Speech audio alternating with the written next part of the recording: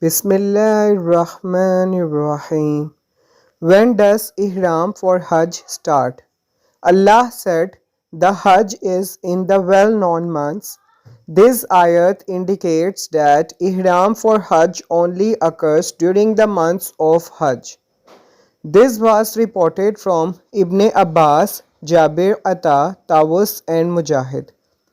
The proof for this is Allah's statement that Hajj occurs during non-specific months, which indicates that Hajj is not allowed before that, just as the prayer had a fixed time, before which one's prayer is not accepted. Ash-Shafi recorded that Ibn Abbas said, no person should assume ihram for Hajj before the months of the Hajj. For Allah said, the Hajj is in the well-known months. Ibn Khuzaimah reported that Ibn Abbas said, no ihram for Hajj should be assumed except during the months of Hajj. Or among the sunnah of Hajj is that one assume ihram for it during the Hajj months. This is an authentic narration, and the companion statement that such and such is among the sunnah is considered as a hadith of the Prophet, according to the majority of the scholars. This is especially the case when it is Ibn Abbas who issued this statement, as he is the tarjuman, translator, interpreter and explainer of the Qur'an. There is a hadith about this subject too. Ibn Murdawayah related that Jabir narrated that the Prophet said, no one should assume ihram for Hajj but during the months of Hajj. The chain of narrators for this hadith is reasonable. Ash-Shafi and Al-Bihaqi recorded this hadith from Ibn Jurayj, who related that Abu Az-Zubair said that he heard Jabir bin Abdullah being asked, does one assume ihram for Hajj before the months of Hajj? He said no. This narration is more reliable than the narration that we mentioned from the Prophet. In short, this statement is the opinion of the companion, supported by Ibn Abbas' statement that it is a part of the Sunnah not to assume ihram for Hajj before the months of the Hajj. Allah knows best. The months of Hajj. Allah said, the well-known months. Al-Bukhari said that Ibn Umar said that these are Shawwal, Zulqad and the first 10 days of Zulhajj. This narration, for which Al-Bukhari did not mention the chain of narrators, was collected by a continuous chain of narrators that Ibn Jarir rendered authentic, leading to Ibn Umar, who said, the Hajj pilgrimage is in the well-known lunar year months, which are Shawwal, Zulqad and the first 10 days of Zulhajj. Its chain is Sahih. Al-Hakim also recorded it in his Mustadrak, and he said it meets the criteria of the two sheikhs. This statement is also reported from Umar, Ali ibn Masud, Abdullah bin Az-Zubair, Ibn Abbas, Atta, Tawus, Mujahid, Ibrahim, An-Nakhai, Imam Ash-Shabi, Al-Hassan, Ibn Sirin, Mahul Qatada, Ad-Dahak bin Muzahim, Ar-Rabi bin Anas and Muqattil bin Hayyan. This opinion was preferred by Ibn Jarir, who said, it is a common practice to call 2 months and a part of the third month as months. This is similar to the Arab saying, I visited such and such person this year or this day. He only visited him during a part of the year and a part of the day. Allah said, but whosoever hastens to leave in 2 days, there is no sign on him. In this case, one will only be hastening for 1.5 days. Allah then said, so whosoever intends farada to perform Hajj therein by assuming ihram, meaning that once assuming the ihram requires a Hajj, for the person is required to complete the rituals of Hajj after assuming ihram. Ibn Jarir said that Al-Awfi said, the scholars agree that farada intents mentioned in the ayat means It is a requirement and an obligation. Ali bin Abu Talha said that Ibn Abbas said, "So whosoever intends to perform Hajj therein by assuming Ihram refers to those who assume Ihram for Hajj and Umrah." Atta said, "Intents mean assumes the Ihram." Similar statements were attributed to Ibrahim, ad-Dahak and others. Prohibition of Rafat, sexual intercourse during Hajj. Allah said he should not have Rafat. This ayat means that those who assume the Ihram for Hajj or Umrah are required to avoid the Rafat, meaning sexual intercourse. Allah's statement here is similar to his statement. It is made lawful for you to have Rafat with your wives on the night of the fast. Whatever might lead to sexual intercourse, such as embracing, kissing, and talking to women about similar subjects, is not allowed.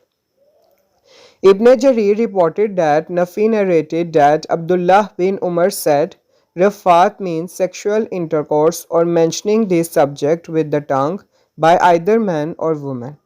Atta bin Abu Rabah said that Rafat means sexual intercourse and foul speech. This is also the opinion of Amr bin Dinar. Atta also said that they used to even prevent talking or hinting about this subject. Tawus said that Rafat includes one saying, "When I end the Ihram, I will have sex with you." This is also the same explanation offered by Abu al-Alayya regarding Rafat. Ali bin Abu Talha said that Ibn Abbas said, "Rafat means having sex with the wife, kissing, fondling, and saying foul words to her and similar acts." Ibn Abbas and Ibn Umar said that Rafat means to have sex with the woman. This is also the opinion of Sayyid bin Jubair, Ikrimah, Mujahid, Ibrahim, An-Nakhai, Abu al-Alayya, who narrated it from Atta and Mahul. Atta al-Khurasani, Atta bin Yasir, Atiha, Ibrahim, Ar-Rabi, Az-Zuhri, As-Sudi, Malik bin Anas, Muqattil bin Hayyan, Abdul Karim bin Malik, Al-Hassan, Qatada and Ad-Dahak and others. The prohibitions of Fusuk during Hajj. Allah said, "Nor commit sin." Miksam and several other scholars related that Ibn Abbas said, "It is disobedience." This is also the opinion of Atta, Mujahid, Tawus, Ikrimah, Sayyid bin Jubair, Muhammad bin Kab, Al-Hassan, Qatada, Ibrahim An-Nakhai, Az-Zuhri, Ar-Rabi bin Anas, Atta bin Yasir, Atta al-Khurasani and Muqattil bin Hayyan. Ibn Wahab reported that Nafi narrated that Abdullah bin Umar said, "Fusuk or sign mentioned in the ayat refers to committing what Allah has forbidden in the sacred area." Several others said that Fasuk means cursing others. They based this on the authentic hadith. Cursing the Muslim is Fusuk, while fighting him is Kufr. Abdurrahman bin Zaid bin Aslam said, "Fusuk here means slaughtering animals for the idols, as Allah said, or impious fisk, meat of an animal which is slaughtered as a sacrifice for others than Allah." Ad-Dahak said that Fusuk is insulting one another with bad nicknames. Those who said that the Fusuk means all types of disobedience are correct. Allah has also prohibited committing injustice during the months of Hajj in specific, although injustice is prohibited throughout the year. This is why Allah said of them, "Four are sacred." This is the right religion, so wrong not yourselves therein. Allah said about the sacred area, "And whoever inclines to evil actions therein or to do wrong, him we shall cause to taste from a painful torment." It is recorded in the two Sahihs that Abu Huraira narrated that Allah's Messenger said, "Whoever performed Hajj to this sacred house and did not commit Rafat or Fusuk will return to sinless just as the day his mother gave birth to him. The prohibition of arguing during Hajj. Allah said, nor should there be jidal during Hajj, meaning disputes and arguments. Ibn Jarir related that Abdullah bin Masud said that what Allah said, nor dispute unjustly during the Hajj, means to argue with your companion or fellow until you make him angry. This is similar to the opinion that Miqsam and Ad-Dahak related to Ibn Abbas. This is also the same meaning reported from Abu al-Aliyah, Ata, Mujahid, Sayyid bin Jubair, Ikrimah, Jabir bin Zaid, Ata al-Khurasani, Makhul, As-Sudhi, Muqattil bin Hayyan, Amr bin Dinar, Ad-Dahak, Al-Rabi bin Anas, Ibrahim al-Nakhai, Ata bin Yasir, Al-Hassan, Qatada and Az-Zuhri. The encouragement for the righteous deeds and to bring provisions for Hajj. Allah said, and whatever good you do, Allah knows it. After Allah prohibited evil in deed and tongue, He encouraged righteous good deeds, stating that He is knowledgeable of the good that they do, and He will reward them with the best awards on the day of resurrection. Allah said next, and take provisions with you for the journey, but the best provision is at-taqwa, piety, righteousness. Al-Bukhari and Abu Dawud reported that Ibn Abbas said, the people of Yemen used to go to Hajj without taking enough supplies with them. They used to say, we are those who have tawakkul, reliance on Allah. Allah revealed this ayat, and take provisions with you for the journey, but the best provision is at-taqwa, piety, righteousness. Ibn Jarir and Ibn Murdawayah narrated that Ibn Umar said, when people assumed ihram, they would throw away whatever provisions they had and would acquire other types of provisions. Allah revealed, and take up provisions with you for the journey, but the best provision is at-taqwa, piety, righteousness. Allah forbade them from this practice and required them to take flour and sawik, a type of food usually eaten with dates, with them. The provisions of the hereafter. Allah said, but the best provision is at-taqwa, piety, righteousness.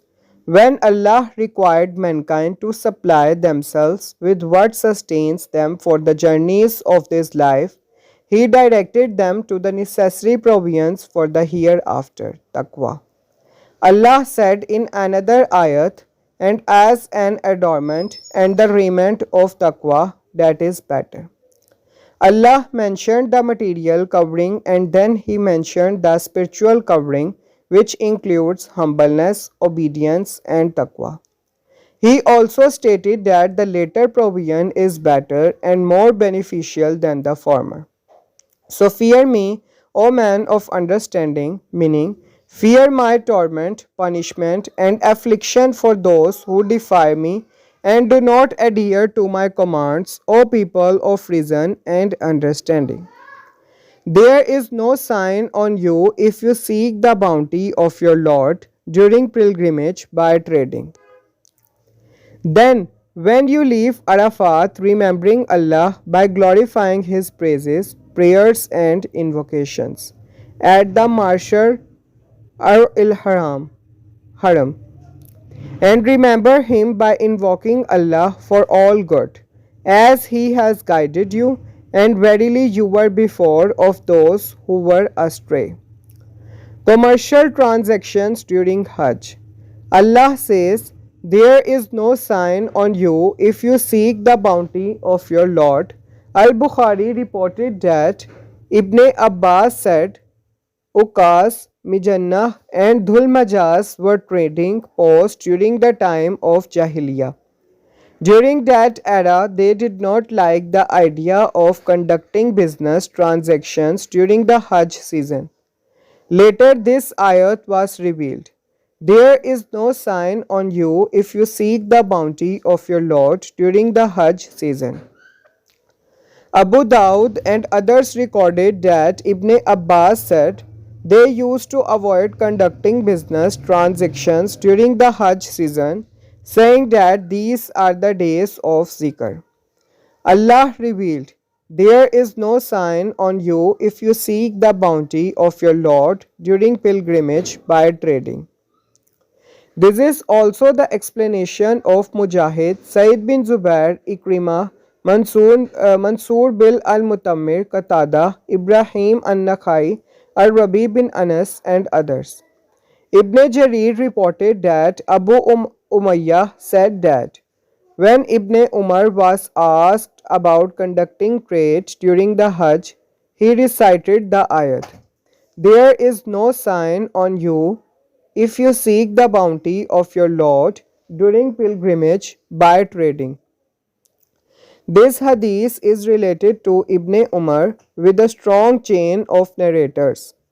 This hadith is also related to the Prophet, as Ahmad reported that Abu Umama at-Taimi said, "I asked Ibn Umar, we buy and sell during the Hajj, so do we still have a valid Hajj?"